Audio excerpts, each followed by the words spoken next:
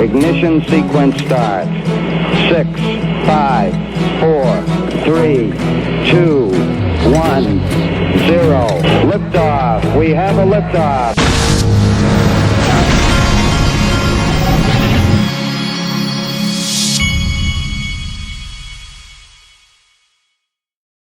Hey everybody, this is the Digital Asset Investor, and I have cinnamon in my coffee this morning. I literally woke up this morning knowing exactly what I was going to talk to you about, and then someone threw in something else because I received an email that could not be ignored. And the email was about this article right here. This is from CCN. The next 10 years, crypto market to eclipse 20 trillion as Bitcoin's influence fades. And in this article, this is the guy that is making this prediction. His name is Nigel Green. He's the founder and CEO of a financial advisory firm, DeVere Group. I believe I've talked about Nigel Green before, but I wanted to go through a couple of things that he said in this article that are really important for you and me to know. The first quote from the article, he says, "While I don't wish to rain on anyone's parade, I believe that Bitcoin's influence and dominance of the cryptocurrency sector will drastically reduce in its second decade. This is because as mass adoption of cryptocurrency grows, more and more digital assets will be launched by organizations in both private and public sectors. This will increase competition for Bitcoin and dent its market share."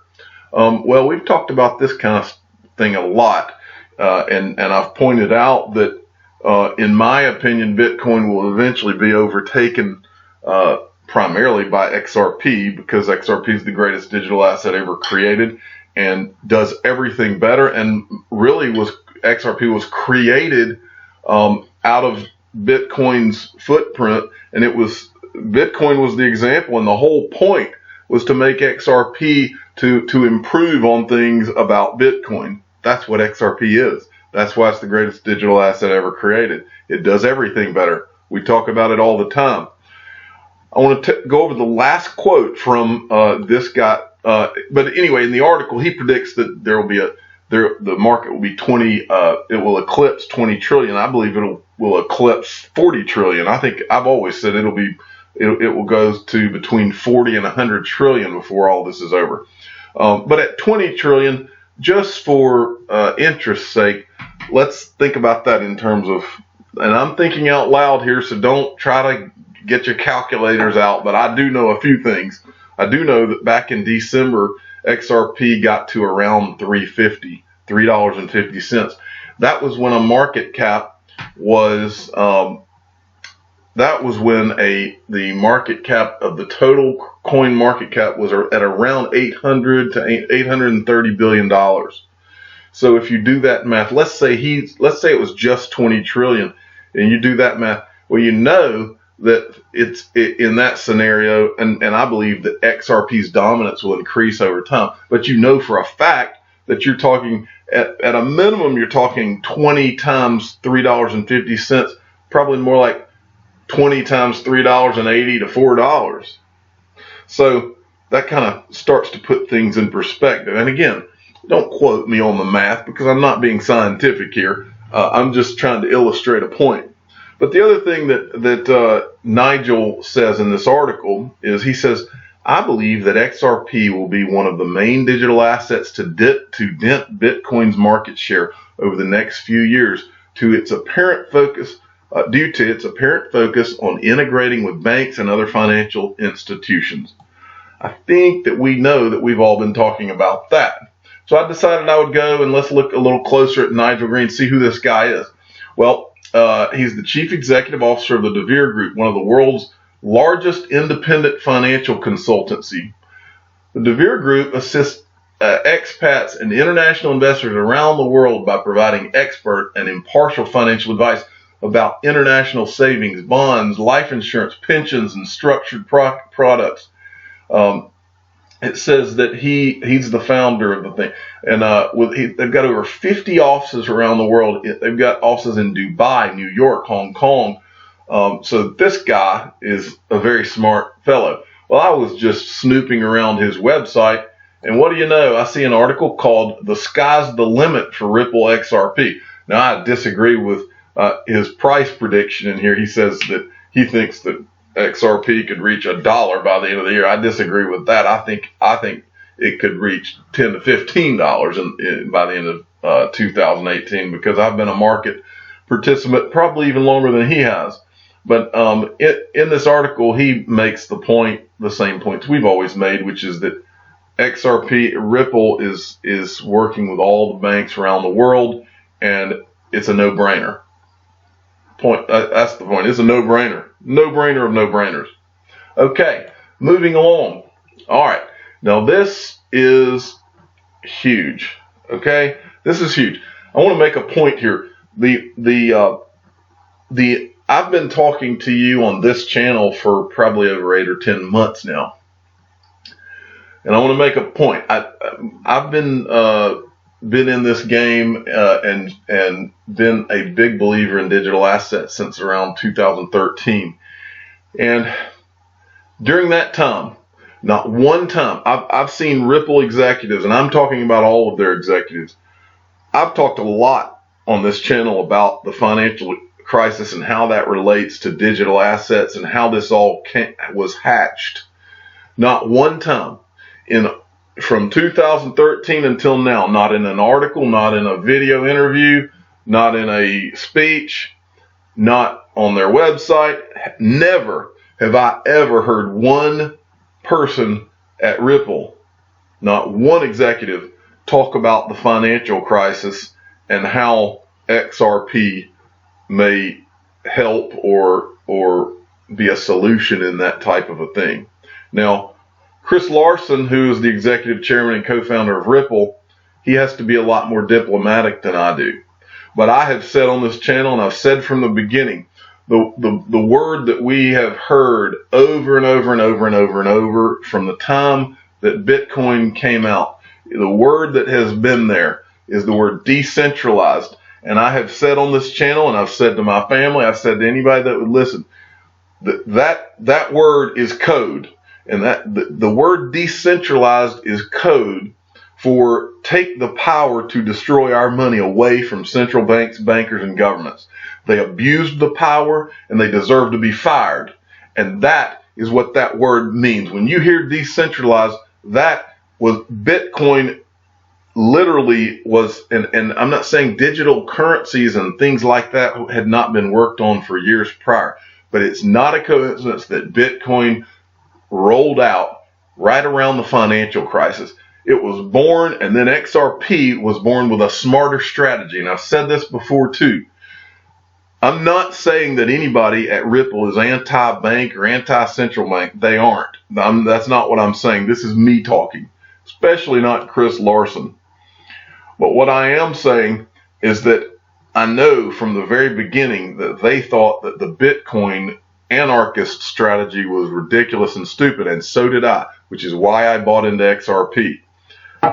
I believed from day one that the idea that you're going to, oh yeah, we're anti-bank, anti-central bank, and we're Bitcoin fans, that would be your death. And if it wasn't your death, it would make it a lot harder for you. And for that reason, I invested in XRP. I think that digital assets, I'm not saying because they're not. That's not what Ripple, the company, their intentions are not to, do some end around the banks.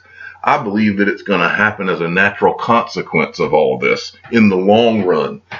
In the meantime, Ripple, they're the friends. So what's a smarter strategy? Always has been. And maybe Ripple, in my opinion, Ripple, they actually are friends with the banks and the governments and the central banks. Well, whose side do you want to be on? Because I think it's pretty obvious from all the regulators coming in this year that it's not like there's going to be some end around here in the short run on all this. But anyway, I want to come back to what this is really about.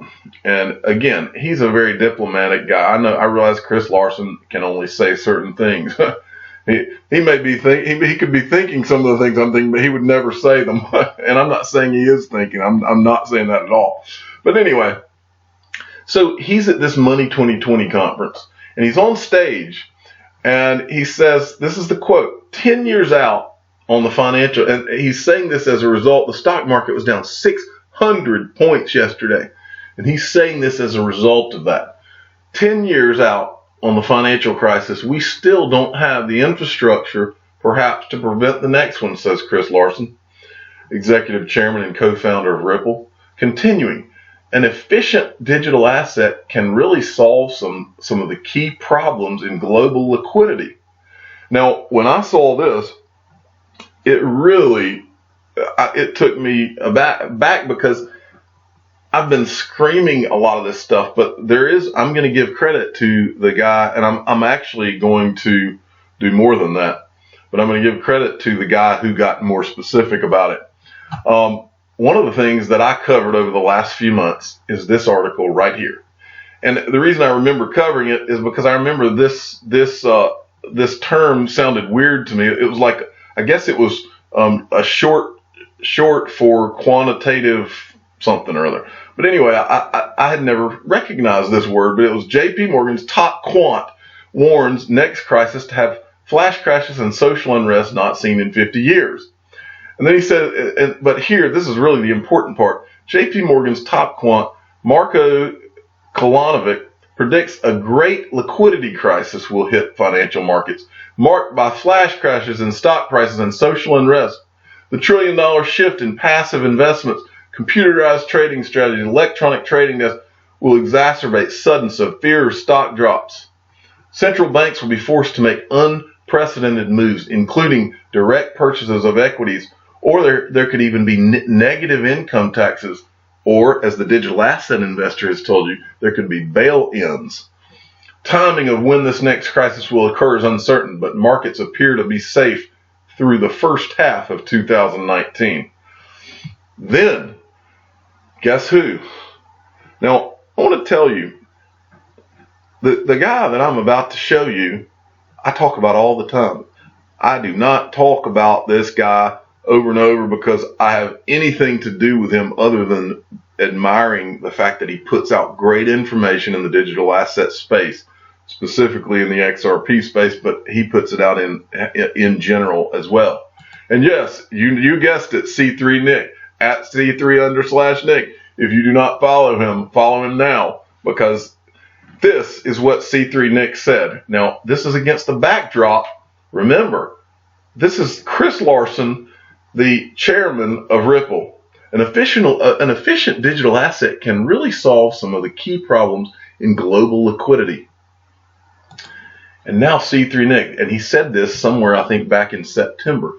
My tweet a few weeks ago, during the financial crisis, the lack of liquidity and long settlement times were a big issue. Imagine if there was a system which could settle transactions in seconds while providing atomic transactions. And he references what Chris Larsen just said. So, I know many of you, I've even been accused of being C3 Nick, which I'm not, okay? If you read C3 Nick's tweets, he's a much more measured guy than I have ever been. Anyway, that's pretty obvious if you look at his tweets. And he probably comes from a more responsible angle even than I do. But today, I think it's time that C3_Nick gets his crown, and he becomes the greatest digital asset Twitter influencer ever created. I'll say that again. We are now crowning C3_Nick the greatest digital asset Twitter influencer ever created. I hope he likes his new nickname, but that's what I will refer to him as from henceforth, unless he has a problem with it, and then I won't. And I want to finish this video up by giving you a couple of cool tweets that I saw on Twitter yesterday. And one of them, C3 Nick, don't be mad, people. He is the greatest digital asset Twitter influencer ever created, after all. This first one is my Uber driver. This is from at QWQIO, Q Wang.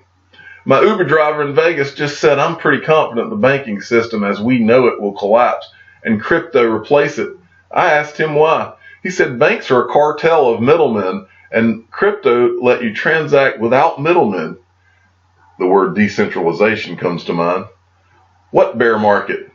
And then finally from C3 Nick, he says 2017 was the drop of blood in the water. The sharks noticed it, and they are coming to see what is there. And I think we've heard all of these names recently a few times. I'm the digital asset investor. I'm not an investment advisor. This is for entertainment purposes only. Please subscribe, hit the like button, and tell your friends and family that the digital asset investor is here. Thanks for listening.